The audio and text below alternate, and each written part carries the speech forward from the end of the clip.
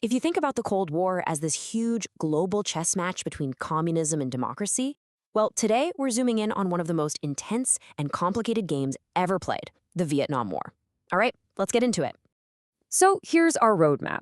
We're going to start by setting up the chessboard, basically figuring out why the US jumped in. Then we'll see how things escalated in the jungle before hitting a huge turning point right on American TV screens. After that, we'll look at how they tried to find a way out. And finally, we'll unpack the massive legacy this war left behind. So, let's start at the beginning. Section 1, a Cold War chess match.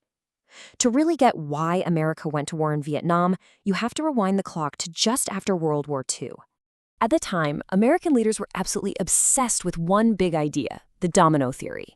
They had this genuine fear that if Vietnam came communist, then all its neighbors, Laos, Cambodia, Thailand, would just fall one by one, like a line of dominoes. And that single fear, that one theory, ended up driving decades of American policy. And here's what the board looked like. After World War II, Vietnam was sliced in half. You had a communist North with backing from the Soviet Union and China, and a non-communist South, supported by the US and its allies. So you see, this stopped being just a civil war pretty fast. It became a major frontline in the global Cold War. So how do we get from a political theory to an actual full-blown war? Well, that takes us to Section 2, where the conflict escalates, and those chess pieces, they become soldiers in the jungle. The flashpoint really happens in 1964 with something called the Gulf of Tonkin incident. Now, what exactly happened there is still debated, but what's not up for debate is the result. It gave the US president a blank check from Congress to go to war. This was the moment American troops officially entered the fight. And what a fight it was. It was a total clash of styles. The US brought in this incredible high-tech war machine. We're talking massive bombing raids, helicopters, just overwhelming firepower.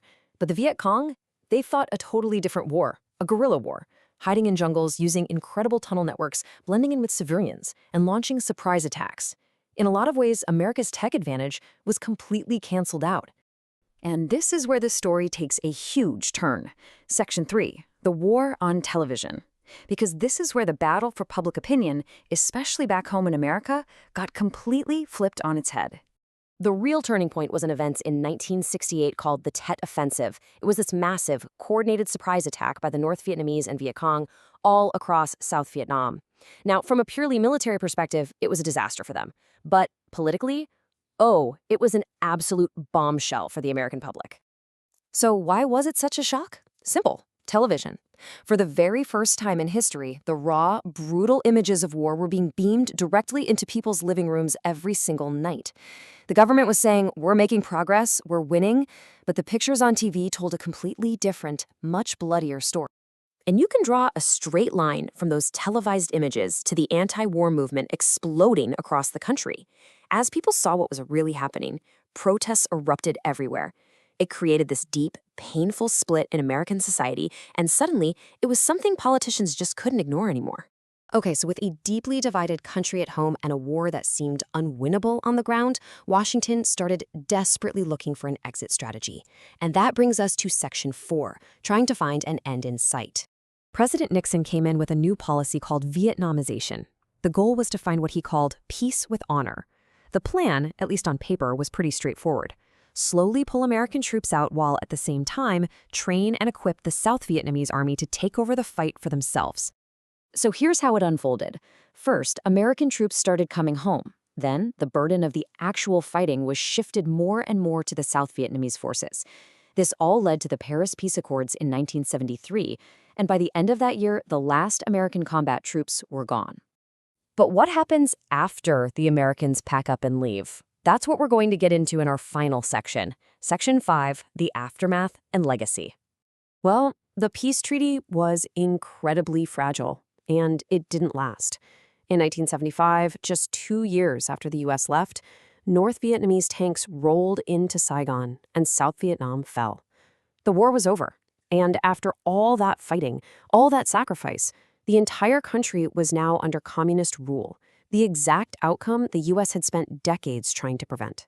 The cost was just devastating. For the United States, more than 58,000 service members lost their lives. And for the Vietnamese people, the toll was almost beyond comprehension. We're talking millions of casualties, both soldiers and civilians. It was a war that left incredibly deep scars on both countries that are still felt today. The trauma of Vietnam forced a complete overhaul of American foreign policy. The painful lesson was that this kind of direct military intervention just wasn't working. And this led to a brand new strategy called détente, a French word that basically means an easing of tensions. The new idea was to talk to your enemies, not just fight them. And this wasn't just talk. It led to some truly historic moments. You had ping-pong diplomacy, which unbelievably opened up relations with China. Then China was actually admitted to the UN. And maybe most important of all, the US and the Soviet Union signed the SALT I Treaty, a huge first step in slowing down the nuclear arms race. In the end, the Vietnam War left an entire generation questioning everything: the government, the military, the reasons they were sent to fight. And that really leaves us with one final thought. After all this time, what are the questions about this war that we should still be asking ourselves today?